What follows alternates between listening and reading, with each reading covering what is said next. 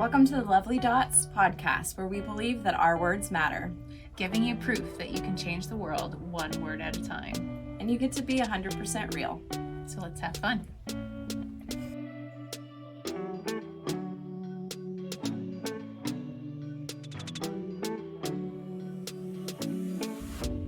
Welcome back to the Lovely Dots podcast. I'm Nikki. And I'm Amy. Today we're talking about how to say the things and how to be real. Yeah, because let's be real, that is very difficult for some more than others. But just kind of having a playbook of what you can say or what you can do to make that easier is helpful. So that's what we're going to talk about today, are some of those things, some of those tricks, so that you can be more vulnerable, more real with the people that you care about. Yeah, because we do believe our words matter. Sometimes, though, it's hard to say the things. So I think it's important to kind of like maybe address why be 100% real?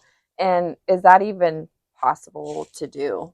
Yeah, it is. And I think that it doesn't come naturally necessarily to most people, but it's so important to get to a place where you feel like you're being 100% real, because it gives you freedom. Mm-hmm. It gives you 100% inner freedom to feel like it is not my responsibility whether or not somebody accepts or denies what I'm saying or who I am. Yeah. It allows you to be free, and that is just priceless. Yeah. If you've never felt that way, then you probably don't know how awesome that is. But being real is the way to get there. Yeah, I think it's easy to like be your real self when you're with the people that you feel the most comfortable with, but I think it's important too to like practice being that self in whatever situation you're in. I think that allows other people to feel your genuineness and then feel comfortable being their real self too. Like I know for myself that for a long time I've just had this perfectionist mentality or like a people pleaser mentality, and I feel like I always have to be on or like performing when I'm with people. And I think that I don't think people want that. I think they want the real me, and I feel so much better and so much freedom, like you said, when I know that I am being me and I'm just I'm not worried about how people are going to respond or what they're going to think about who I am and what I say. So I think there's value in talking about how do we be real or what's hindering us from being real. Yeah, because I think that's the main hiccup. The first big roadblock is that image. Like, what do people think of me? What do they see me as? And I really think that that's just the point of telling yourself and getting rid of this like trained mindset that I have to be something. Yeah. I mean, we all start learning that, from preschool, if not earlier. Yeah. This is how you act. This is how you are as a boy, as a girl, as a student, as a child, like all the things. So it's like a learned behavior almost, kind of. Yeah, it is. And, I think that's something to think about too as moms. Like, what are we saying to our children to make them realize that, there are specific social things you need to learn. Social norms. Yeah. But outside of that, it's like, how do we be kind and yet really honest all the time? Yeah. Because that can go for good ways and bad ways. Yeah. So, like, do you think people tend to be worried about how they'll be perceived if they say something, like they overthink in that way, or like what is it? Yeah, it's overthinking a lot because all of us have had examples where we've been, I don't know, made fun of or something's happened to where we're like, whew, I'm not doing that again, but it is a very intentional mental practice to decide to do this. And to decide to be very intentional about the words you use for other people. Yeah. I think that kind of goes back to what we talked about a little bit in the last podcast, was just not overthinking your thoughts, but trying to hold them up to this thought of, is it true what I'm about to say or what I'm thinking? Is it true? Is it helpful? Is it kind? And kind of using those as gauges for the words that are coming out of your mouth instead of overthinking and worrying so much about how someone's going to perceive what you say or how they're going to respond, essentially. Yeah. And really, I think part of that is also thinking, what are the effects of me not saying or doing this thing? Mhm. Because, so often I think in our brains when we're worried about how people are seeing us or whether or not we're cool, it's like, what is going to happen to me, the worst case scenario to me. Mhm. But what is the worst case scenario if you don't say the things and be real to Mhm. whoever you're talking to? Mhm. Because I think that is a much harsher perspective. Like, because I don't know how you are, but I would rather like something bad happen to me than to you. Like, Right. I would much rather take the fall on Right. things. So like, if I'm thinking, if I don't tell Amy right now that I just think her jeans are really weird, which is not true, but I don't know, whatever They're it from China. is, if I if I don't try to save her from China jeans, who's the fashionista over here? Yeah. Anyway, Right. then what am I doing? I'm potentially putting her in a situation where she thinks it's going to be okay and it's not. Mhm. Probably poor example on jeans, because reality is we're probably okay if you're wearing China jeans, but That's fine. you get the point. So, like, I guess trying to like kind of clarify what you're saying. So, you don't know what people are thinking in their mind, or you're not sure what they're going through. And instead of hesitating to say what you think maybe they need to hear, or speaking that truth in love, and like not holding back, you think that it's more important to like speak to them, because the outcome of what they're going through could maybe be potentially worse if Yeah. you don't share or speak to them. Is that kind of what you're? I mean, I think this really applies to like somebody that you see struggling emotionally, because I think that's where it gets really difficult for us to know what to say. Yeah. And not to say that I ever have the right words, but I hope sometimes I do, but to know that somebody is struggling and not be able to speak light and love and hope into them when you're just like inside going, man, if they only knew, like, people love them so much, that they make such a difference, that Yeah. I'm so glad they're here, or whatever it is, like, it, them not hearing that out of somebody's mouth could make the difference. Mm-hmm. And I just feel really passionate that, like, if you get to that point where you can get over your image and get over the possibility that maybe they take it weird. Yeah. Maybe they walk away and they go, oh, that girl, like, oof, too much emotions happening there. Maybe, but they're not going to forget it. Mm-hmm. Worst case scenario, they're like, oh, that was nice. They're not going to think about you forever and be like, I can't believe that girl told me I was a Midwest fat cow. And so the worst case scenario is not really that bad. Yeah. Yeah. So I think we kind of like hit on this a little bit, but like, what's the root of maybe why we don't say the things, or why we're not totally real like 100% of the time? I think it's just anxiety, really. And that breaks out into overthinking or whatever it might be. But just this anxiety of, I need to be concerned about what I'm doing at all times because of how that will affect me. Yeah. I feel like we like work so hard, at least I know personally for me, like work so hard to have this control over everything that I do, that I say. And it's honestly exhausting to live that way, like to try to have control over everything. And I feel like that really applies to our words. Not that we should just blatantly say everything that we think, because that can be harmful, I think, but not having to hold so tightly to all the things that maybe we're not sure about. Mm-hmm. Yeah. I don't know. What does that look like for you? I mean, from your background and what you hope for this Yeah. all.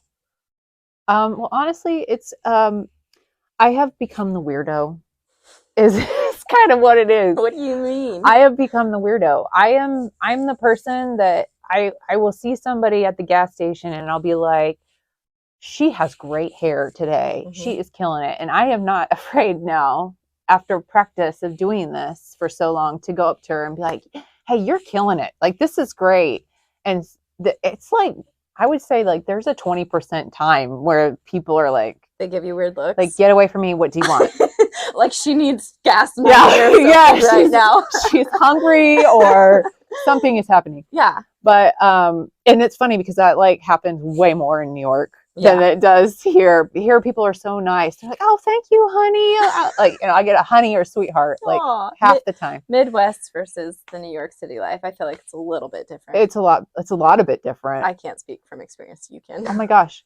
In New York, you thank people for opening the door for you and they look at you like you're what are you asking me for? Why are you talking to me? What do you want from me? It's a whole different ballgame. I do think a little bit like that too, though, even in the Midwest, maybe. But like when you say something kind to somebody, their first reaction is to put up a wall and almost think like they want something from me. And there's a hesitation there sometimes. And I know that I'm guilty of that, but like, why do we do that? Yeah, You because nobody does it. Yeah. Well, not nobody, but a lot of people don't. A lot of people just don't say the things. Yeah.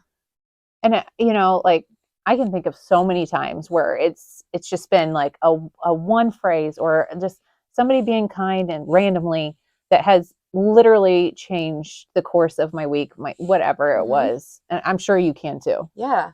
I mean, I'm a chronic overthinker, if we're being honest. And for a long time, I've, like I said, held on to that control. And so then it's affected the fact that I will hold back or I won't even say things because I'm so worried about how is this going to change the relationship or is it going to bring even conflict sometimes because we're human and we live life and there's going to be conflict, but I just hesitate because I don't want that friction, and I think if I can let go of control and overthinking, that can help in my relationships. But I mean, I can just last week I had a friend at work that I was busy typing my note after my patient and she came up to me and she said, just in case no one's told you today, you are beautiful.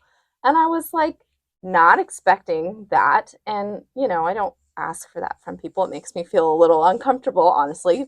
I'm like, man, you're a weirdo, but I love it, But it literally changed the way that my day went because of the kind words. And I think that if we can do that for people more frequently, then I mean, we could have a movement of kindness and using our words. So. Yeah. Well, let's go back to something you said just a little bit ago about conflict. Because that's like where it gets real sticky.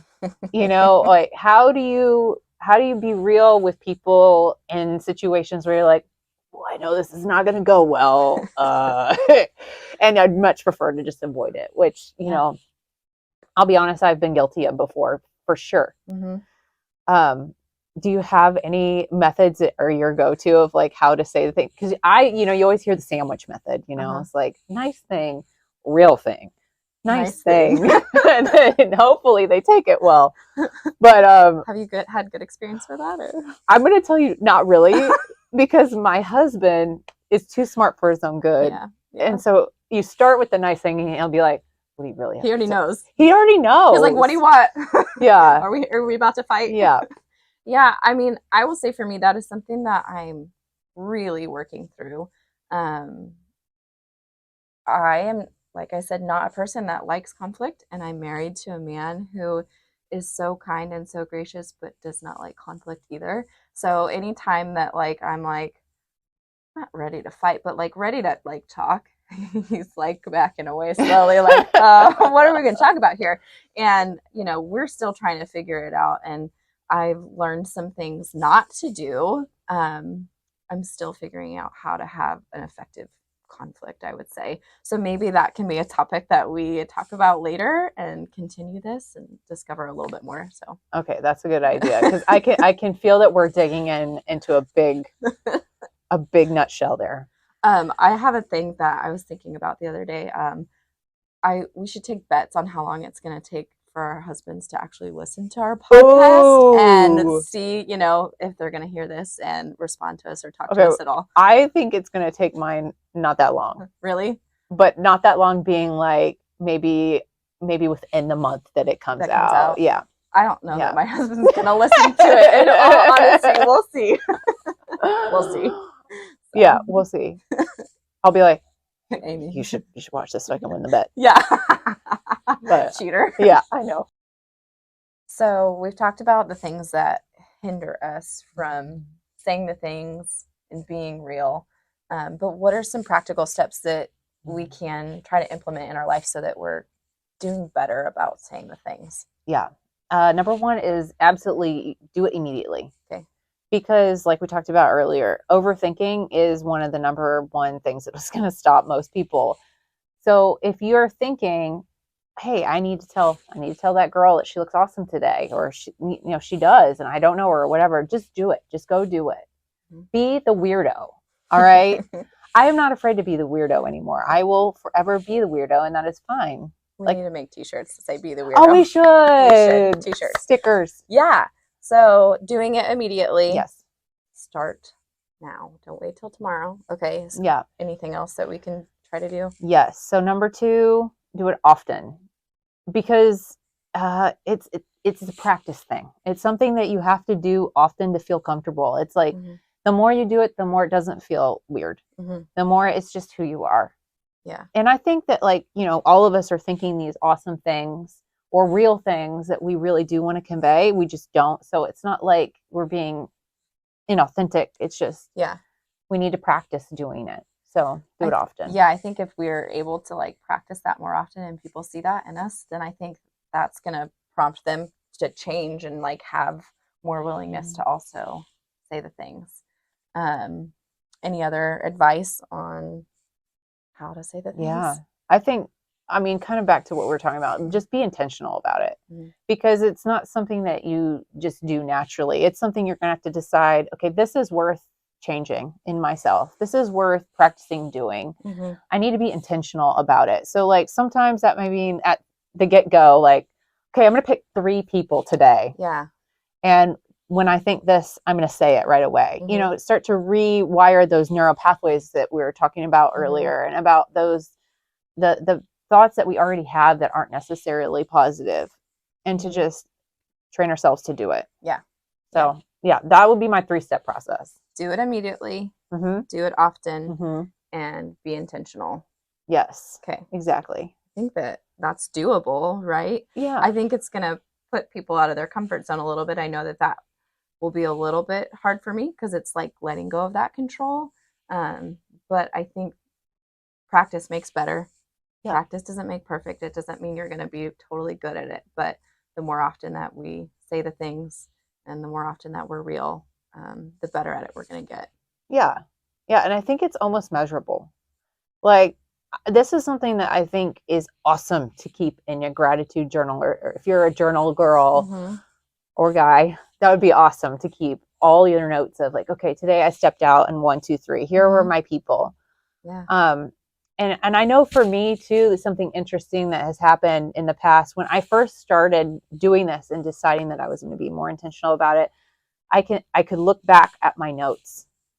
And I could see either like there was a friendship that grew out of that, or a relationship that completely changed. Like maybe somebody who we didn't quite get along super well, but okay, we got on the right page and things. Like, it's really cool to be able to see that. And I know you can't always if it's random people, but if you're really starting to use this in everyday life, you can see that it does make a big difference. That takes me back to, okay, how did we know that we started being Disney princesses together, but how did this start between us? Do you remember? Okay, you tell the story. Okay, so this is totally random, but I was cleaning a person's teeth one day and thinking my thoughts in my head, and I thought, me and Nikki should team up and work together and do something. And I shot you a text, and it was kind of felt like out of nowhere, and it kind of felt like, is this even possible? And the idea that I gave was not quite like doable, but it led to this like, what if we did this? And so like getting out of my comfort zone and like taking a step and asking or saying what I was truly thinking brought us to where we're at right now. So yeah, and let me be real here. Like, this girl, that is something awesome about her. So let me speak that over you. Like, she's a see it, I'm gonna go type of person. I want it, I'm gonna go figure it out. And I just think that is so admirable and very rare. And I love that about you. That is so cool. It inspires me. Like, here we are. We're doing this podcast. It's something that I've thought about but I probably wouldn't have started if it wasn't for you. So thank you. That's awesome. Yeah. I'm excited. Me This too. is so cool. I know.